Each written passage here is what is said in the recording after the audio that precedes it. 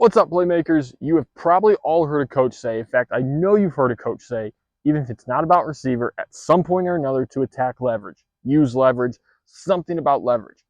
Every wide receivers coach across every high school team in the country is going to tell you to attack leverage, or at least the good ones will. But even the ones that tell you to attack leverage won't actually tell you what that means. They're just going to say attack is leverage. So today, I'm going to explain what it means to actually attack leverage.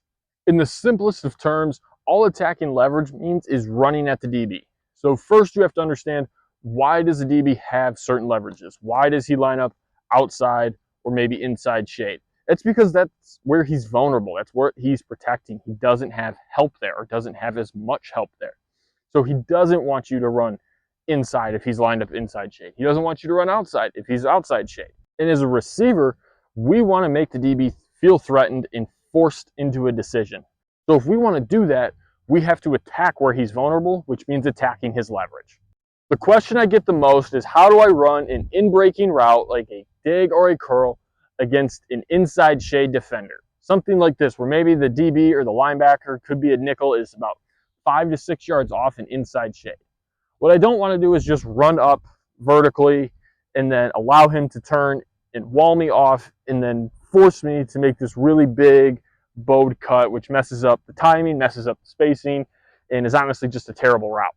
So what I need to do is attack his leverage. His leverage is to the inside, so I'm going to run at his inside shoulder first. Now, this forces him to do two things. Either he has to hold his leverage there, in which case I'll beat him vertically because he's flat-footed, which is fine. I'm okay beating him vertically.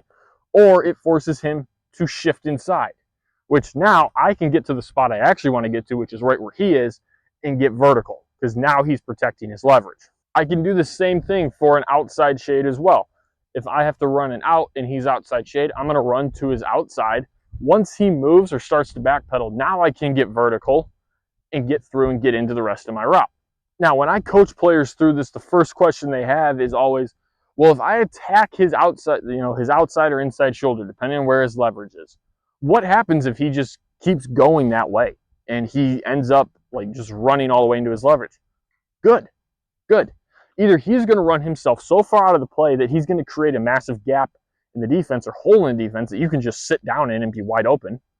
Or two, that means that you're completely covered, which means another receiver is likely open.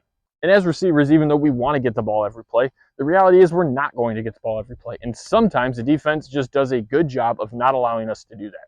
And that's okay. We're not going to win every rep. We're not going to get the ball every play. So we can do the best that we can, move on, and go play the next play. So the next time you have a DB or a defender that is inside leverage or outside leverage and you have to run an inside or outside breaking route, don't just run up to your depth and cut. You're not going to win the route. Attack his leverage, force him into a decision, make him feel threatened, and then work the rest of your route. You're going to create much more separation. You're going to make many more plays, and you're going to have much better results come this fall. If you're a wide receiver that wants to get open more, make more plays, and play college football, make sure you follow this page for more, like this video, and share it with another wide receiver.